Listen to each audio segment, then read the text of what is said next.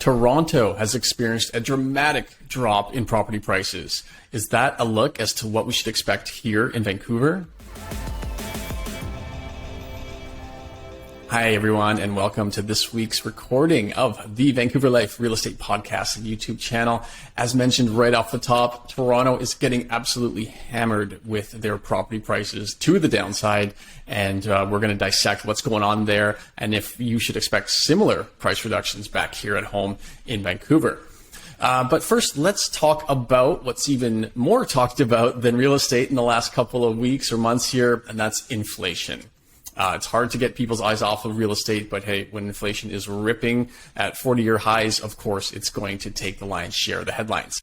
So on Wednesday, August 10th, the U.S. came in with their latest print, and it actually dropped. So U.S. inflation registered at 8.1%, which is a drop of 0.6%, taking us back to about April numbers. Now, one print that drops is a little, it's not enough data to say that this is the trend. This is where it's going. That said, is that the peak that we saw back in June? Maybe. I think, we did a podcast that you could check out a couple of weeks ago entitled Has Inflation Peaked? And the reason we made that podcast is largely the sentiment that's out there. Okay. We've seen $15 trillion in wealth evaporated largely through the stock markets and crypto, basically since inflation started ripping. Housing is way down, especially in Toronto, definitely here in Vancouver too.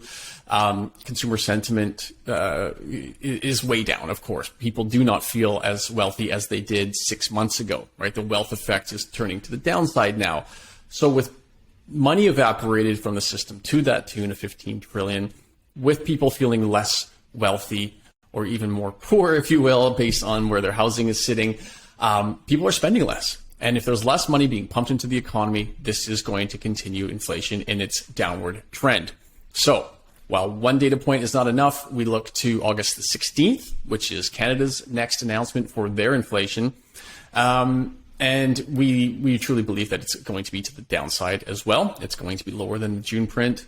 And if it is similar to what we're seeing in the States, this will likely mean that the next rate hike announcement from the Bank of Canada, which is coming up on September 6th, will more than likely now be to the tune of 0.5%, 0.5%. Whereas if inflation went higher at that last print, people were really expecting a 0.75% hike. So right now, bets are leaning more towards a 0.5% interest rate hike September 6th here in Canada at the next announcement. And that would be well received, I think. And the reason I say that, the Fed has definitely said that they're not going to change their approach when it comes to monetary policy until they see compelling data that they're headed back towards that 2 to 3% range. So, it's not like rate hikes are going to stop. It's just the ferocity of the rate hikes might change. And the idea of a potential softer landing becomes a little bit more probable. But again, there's a lot of variables at play to see if that pans out. With that being said, let's take a quick boo at mortgage rates. The 5-year mortgage rates have started to come down over the last few weeks, both for fixed and for variable. With inflation potentially going past its peak, we might see this trend continue. With the September 6th Bank of Canada rate announcement, variable mortgage rates will have a bit more room to move. But when it comes to actual fixed rates, it's likely that we've seen the top of those fixed rates, especially when you consider bond yields dropping as well. There you go. So if you're thinking about locking into a fixed, it looks like waiting is going to be the practice that will work in your favor, because we're kind of at the top right now. So this is the height for the next foreseeable little cycle here. Yeah. Let's take a look here then at employment. Canadian employment is very strong. So unemployment remains at the all-time low, essentially where it sat last month. So we are very, very low in unemployment. Meanwhile, job vacancies, job openings have actually increased. We're just under 1 million jobs are currently available in Canada. There's about 990,000 actively displayed jobs here for people. And interestingly, the amount of unemployed people is just over 1 million. So if everybody who wanted a job went and got a job, we could take care of about 99% of them today. And blow out, of course, the all-time unemployment rate. Question begs, though, is, of course, are these all garbage jobs? Like, are these jobs that people don't want? Or what's going on? Why are there so many vacancies? And why aren't people taking them? Well, interestingly, the amount of employers that are looking for work on the skilled side far outweighs the unskilled companies looking for work. So 56%, more than half of skilled trades businesses are looking for employees right now. Wow. You compare that to 42% on the unskilled side. Where's the discrepancy? Likely wages. So, understandably, if you've got job vacancies and they're not getting filled, you're going to have to increase the offering. Mm-hmm. You're going to have to make it more enticing for people. And predominantly that is done by their salary. So look for wage growth in the near future for those jobs that are unfilled. Very interesting. Everyone talks about the amount of jobs, but nobody ever talks about whether or not those are jobs people want. But to hear that, 56% are skilled, that's a big number. Huge vacancies in healthcare, huge vacancies in tech. These are jobs that take years and years of training to get to a point of being, a very highly desired employee. And I can actually speak to a couple of those points. We've got a number of our clients who are in the healthcare industry.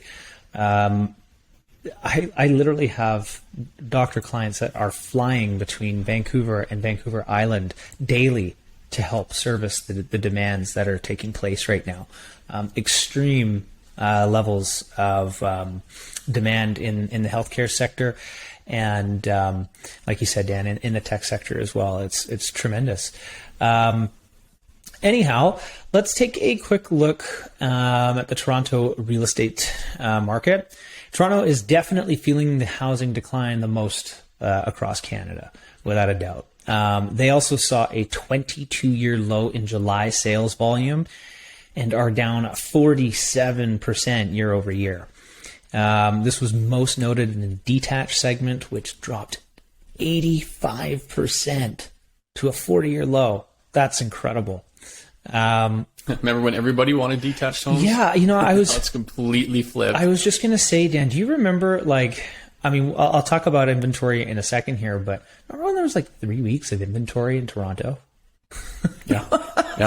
That was not long ago. That was literally earlier this year. I know. That's what kind of was blowing my mind as we review these stats. But more so, prices are down a whopping 4%. Again, just last month. This is the largest decline in its history. They are now down 13% in the HPI since the peak. And remember, the HPI is a lagging indicator. So chances are the real number is much worse than that. When you comparatively look at Vancouver is down 4.5% on the HPI. We also know that it's much higher than that here in Vancouver as well. But generally speaking, these HPI numbers are beginning to look troubling, to say the least. And I want to talk about a particular neighborhood, the township of King in Ontario. I don't know, maybe some of our listeners saw this. The Toronto Star came out and reported they have seen nearly 50% slash in their price points since the height of the market. So this particular neighborhood, Dan, homes were selling at the height for about 3.1 million. They are now selling at 1.7 million. An astonishing correction. Anyhow, moving on. So new listings came in last month at the slowest in 12 years for Toronto and 20 years for Vancouver. So sellers are, for the most part, happy to hold off for better days. And we've seen this before, Dan. We've seen in Vancouver in particular, if sellers don't get what they want, they try again in a different market. Inventory is very interesting when you compare the two cities as well. Vancouver's inventory is it's only up 5% year over year, which we thought would be much higher considering the environment. I didn't quite think Toronto would be up near 58%, which is what it's at right now.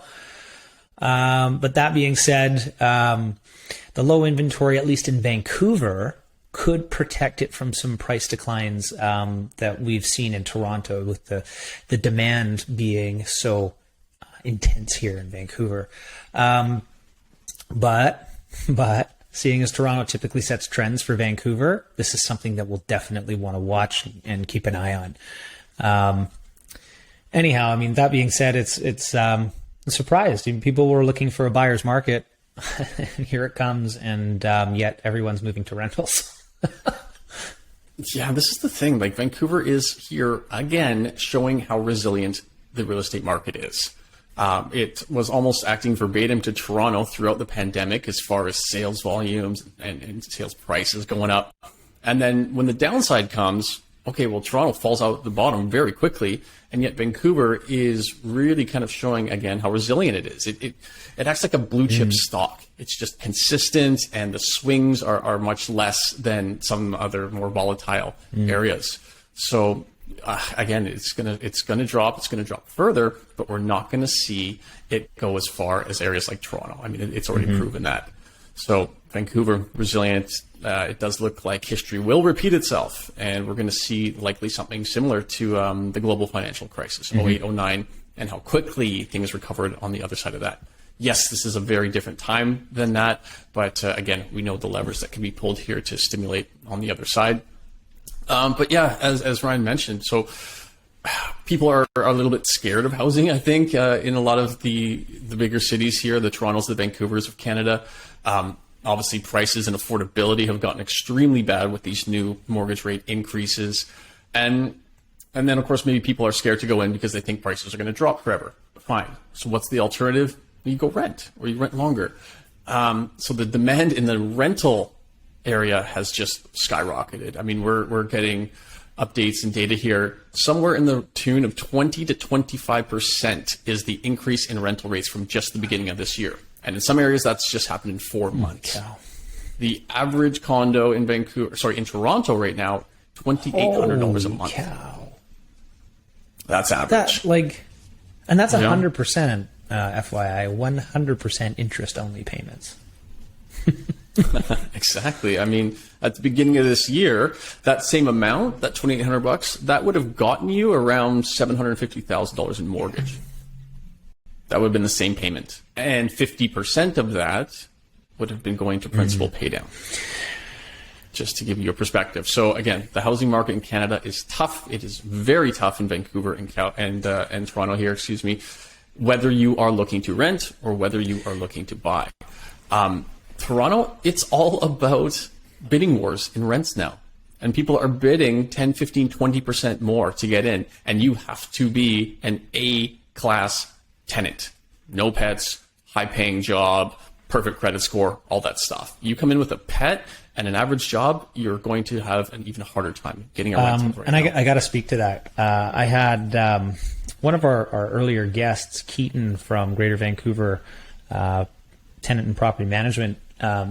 He was, I saw him last week, and he told me he's had a number of listings for rentals. And within the first hour, he had people reaching out to him to say that his Calendly link had broken because they were trying to book times to see the property, and he literally had to go back to them and say, "I'm sorry, it's not broken, it's full." And this was within 1 hour of posting, right? So, and to that tune, those rentals are all being rented for higher than they're being advertised for too. The other thing that kind of is in the back of my head right now, Dan, is I know investors have pulled back, but as we continue to see rents increase, as rents continue to increase, it will offset the cost of the higher interest rates, which will or could bring investors back to the marketplace. So very interesting time that we're seeing in the rental market right now. We'll see how it pans out. But generally speaking, if you're looking to rent right now, a lot of the fever and demand that came out of the sales market has moved into the rental market. So anyhow, if you want to, I'm thinking if you want to buy, now's your time. Well, and interesting too, and a good comment here, Ryan, in regards to investors. Yes, as prices are getting squeezed down and rents are going up, as an investor, you know that means cap rates are increasing. So we did just work with Keaton very recently to do a price analysis on properties from, let's call it, the beginning of the year to today. And as the rental prices have gone up and as the sales prices have gone down, we've done a spread, and we posted this on our investor group. And if you haven't visited this before, we have a Facebook group for investors. The URL is facebook.com/Vancouver Real Estate Investors. There's about 6,600 people in there. Please join, have a look. We share opportunities. We solve problems. We share information. It's a great resource for investors here in Vancouver that are looking to get more information or maybe get their questions answered. So yeah, please check that out. Great little article we just did on cap rates. Okay, well, let's take a look at Calgary and Edmonton, the now stronghold of real estate in Canada, which I find just incredible considering the last 10 years. That being said, sales are well above the long-term averages. Above, I just said. While active listings are 20% below last year's numbers, condo sales, which we think is largely driven by investors, are up by almost 50% year over year. Prices overall are up in Calgary, 12% year over year, and Edmonton 7% year over year. Again, this is likely happening because of a historically low baseline, but generally speaking, the price of property is much cheaper here than it is anywhere else across the nation. And we're seeing a lot of investment taking place there. A lot of tech companies moving in there because they can get their businesses up and off the ground and have a storefront and all that kind of stuff for a lower investment versus, say, Vancouver or Toronto. So, yeah. Yeah.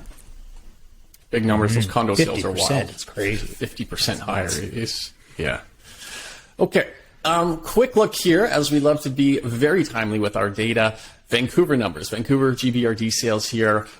Early August numbers, about 10 days worth of data, are very much to the downside. Again, inventory not moving. It's literally the same. It's maybe moved 1 or 2 units. So we're still sitting around 10,500-ish. We are not crossing 11,000 again for the third month in a row. But sales, incredibly slow. I mean, current pace for around 17 to 1,800 units, less than last month. And we're going to be at least a 10-year low in sales here. And prices, again, 10 days is not enough data to really obviously give you a full projection of the month. But after seeing the median and average barely tick down in July, we are seeing August early data definitely to the downside, somewhere in and around 3% right away. But again, let's wait until the month washes out to really kind of give you accurate data. But the trend early is that we are seeing prices come off this month way more so than they did just last. And I think some of the articles that I've read as of yesterday, seeing as the inflation print has been lower than what was expected, we had a market rally. It was good news, generally speaking. But I want to just impress upon people that we're not out of the woods yet. And why I say that is when you actually look at the yield curve, so the 10-year, the Canadian 10-year government bonds. This is something that will affect mortgage rates and commodity prices and so on and so forth. The yield curve on the Canadian 10-year government bond has fallen 50 basis points, which is now below the 2-year yield. That's the biggest inversion in Canada's yield curve since 1994 and is deeper than the current U.S. Treasury yield curve. This is important because when we look at yield curve inversions, analysts typically see them as a precursor to recessions.